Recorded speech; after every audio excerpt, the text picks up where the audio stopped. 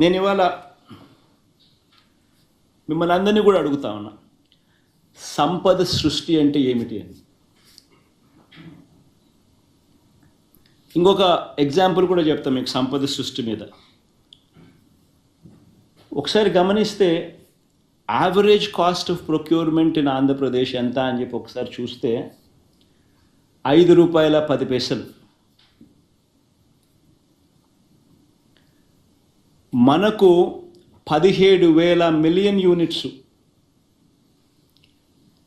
17,000 million units మనకు ₹2.49 మనకు కేంద్ర ప్రభుత్వం ఇవ్వడానికి ముందుకు వచ్చింది. అంటే ₹5.10 నుంచి ₹2.49 అంటే ₹2.60 పర్ యూనిట్ సేవింగ్. ఉజ్జాయింపుగా చెప్తాను, ₹2.61 కరెక్ట్గా చెప్పాలంటే. ₹2.61 or 60 into 17,000 million units, into 17,000 million units మనకు వాళ్ళు సప్లై చేస్తామన్నది. సంవత్సరానికి ₹4,400 కోట్ల. 25 సంవత్సరాలు సప్లై చేస్తామన్నారు అంటే 1,00,000 కోట్లు, 1,00,000 చిల్లర కోట్లు. సంపద సృష్టి కాదా అని అడుగుతా ఉన్నా. సంపద సృష్టి కాదా అని అడుగుతా ఉన్నా. నేను ఆలోచన చేయమని అడుగుతా ఉన్నా. నేను ఇంకొకటి కూడా చెప్తా ఉన్నా, నేను ఇంకొకటి కూడా మిమ్మల్ని అందరినీ కూడా అడుగుతా ఉన్నా. ఇలాంటి లెటర్ కేంద్ర ప్రభుత్వం నుంచి రాష్ట్ర ప్రభుత్వానికి ఇలాంటి లెటర్ వస్తే, ఇలాంటి ఆఫర్ వస్తే, చీపెస్ట్ రేట్లో నీకు పవర్ ఇస్తూ ఉన్నాను, ఆంధ్రప్రదేశ్ చరిత్రలో ఎప్పుడూ చూడని విధంగా ₹2.49 చీపెస్ట్ రేట్లో నీకు పవర్ ఇస్తూ ఉన్నాను, ఇంటర్ స్టేట్ ట్రాన్స్మిషన్ ఛార్జెస్ నీకు వేవర్ ఇస్తూ ఉన్నాను, 25 ఏళ్లలో నీకు ₹1,00,000 కోట్ల మేరకు నీకు ఆదా అవుతుంది, రైతులకు మంచి చేసే మీ కార్యక్రమంలో మా వంతు కృషిగా, మా వంతు తోడ్పాటు మీకు ఇస్తూ ఉన్నామని చెప్పి ఇలాంటి లెటర్ వస్తే, నేను అడుగుతా ఉన్నా మిమ్మల్ని, ఇలాంటి లెటర్ని ఎవరైనా పక్కన పెడితే, ఇలాంటి లెటర్ మీద యాక్షన్ తీసుకోకపోతే మీరంతా ఏమనిందరు నన్ను? మీరంతా ఏమనిందరు నన్ను? నేను అడుగుతా ఉన్నా. ఇదే ఈనాడు, ఇదే ఆంధ్రజ్యోతి, ఇదే టీవీ ఫైలింగ్ నన్ను ఏ రకంగా దుమ్మెత్తిపోసిందరు? ఆలోచన చేయమని అడుగుతా ఉన్నా. రాష్ట్రానికి మంచి చేస్తూ అడుగులు ముందుకు నేనేస్తే బురద జల్లడం ఏమిటి అని చెప్పి నిజంగా మనమంతా కూడా మనల్ని మనం అడగాలి. ఈనాడు చేస్తూ ఉన్నది, ఆంధ్రజ్యోతి చేస్తూ ఉన్నది, టీవీ ఫైల్ చేస్తూ ఉన్నది, చంద్రబాబు నాయుడు గారు తెలిసి చేస్తూ ఉన్నది ధర్మమేనా అని చెప్పి మనందరం కూడా అడగాలి. ఒక్కసారి గమనిద్దామా, చంద్రబాబు నాయుడు హయాంలో నిజంగా ఇదొక చరిత్రలో నిలిచిపోయే ఘటం. ఇది చరిత్రలో నిలిచిపోయే ఘటం. ఇది హిస్టారికల్ ఈవెంట్. ₹2.49 చీపెస్ట్ రేట్కు ఆంధ్ర రాష్ట్రం ఇన్ని గవర్నమెంట్లు చూసాం, ఇంతమంది ముఖ్యమంత్రులను చూసాం, ఇన్ని ప్రభుత్వాలు చూసాం. ఏ ఒక్కరూ చేయలేనిది వైఎస్ఆర్సీపీ ప్రభుత్వంలో చేయగలిగింది. This is history which was made. ఒక హిస్టరీ క్రియేట్ చేసాం, ఒక చరిత్రలో నిలిచిపోయే ఒప్పందం ఇది. ఇలాంటి చరిత్రలో నిలిచిపోయే ఒప్పందం, ఇలాంటి ఒప్పందం జరిగితే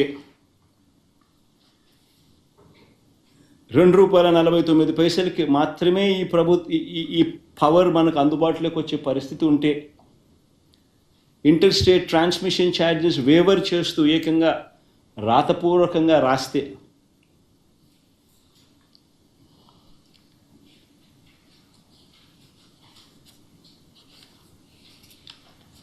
ఆశ్చర్యం కలిగించే విషయాలు ఇవన్నీ కూడా జరిగితే నువ్వు పోనీ ఒక్కసారి మనం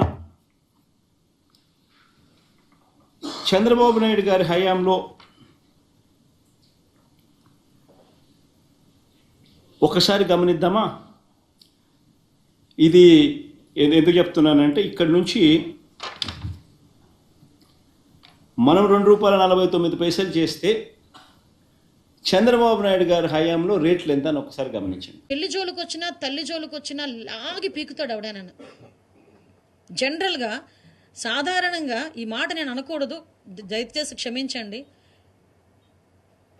మీ అమ్మ కొంచెం వర్డింగ్స్ మార్చి మాట్లాడితేనే ఫిల్ట్ పట్టుకుంటాడు ఎవడైనా వచ్చి గట్టిగా మాట్లాడితే మనం మామూలు ఫ్లోలో.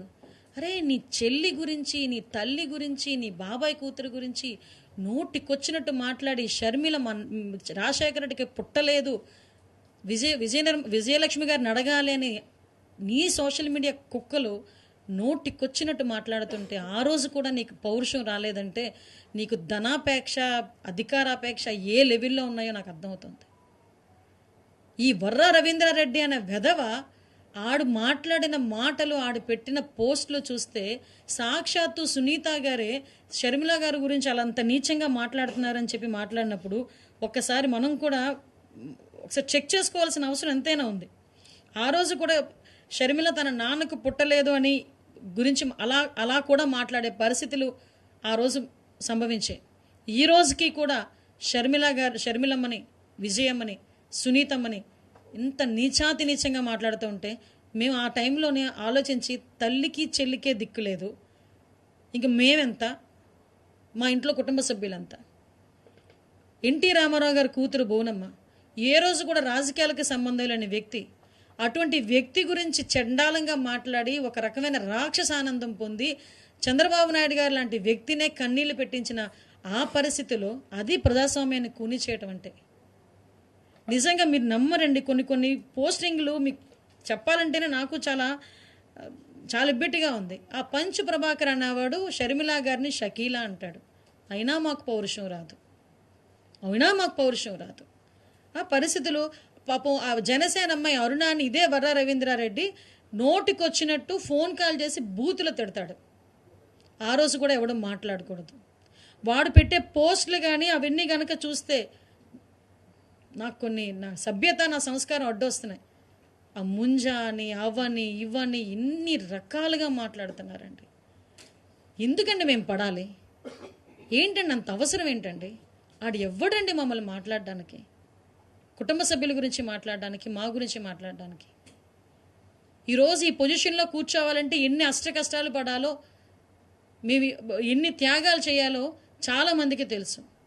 మేమే కాదండి, ఒక ఆడపిల్ల రోడ్డు మీదకి బయటకు వచ్చి మాట్లాడుతుంది అన్న, రోడ్డు మీదకి వచ్చి తన పని తను చేసుకుంటుంది అన్న, తన కుటుంబం తనకు సహకరించాలి, తన పిల్లలు తనకు సహకరించాలి, బయటకు వస్తే తన భర్త సహకరించాలి, వీళ్ళందరూ సహకరించి సమాజం కూడా కోఆపరేట్ చేస్తే అమ్మాయి పర్టికులర్గా ఆ పని చేసుకొని బయటకు వెళ్ళగలదు. అది ఉమెన్ ఎంపవర్మెంట్ అంటే. ఈరోజు అమరావతి మహిళా రైతులు బయటకు వస్తే వాళ్ళని నోటుకొచ్చినట్టు తిడతావు.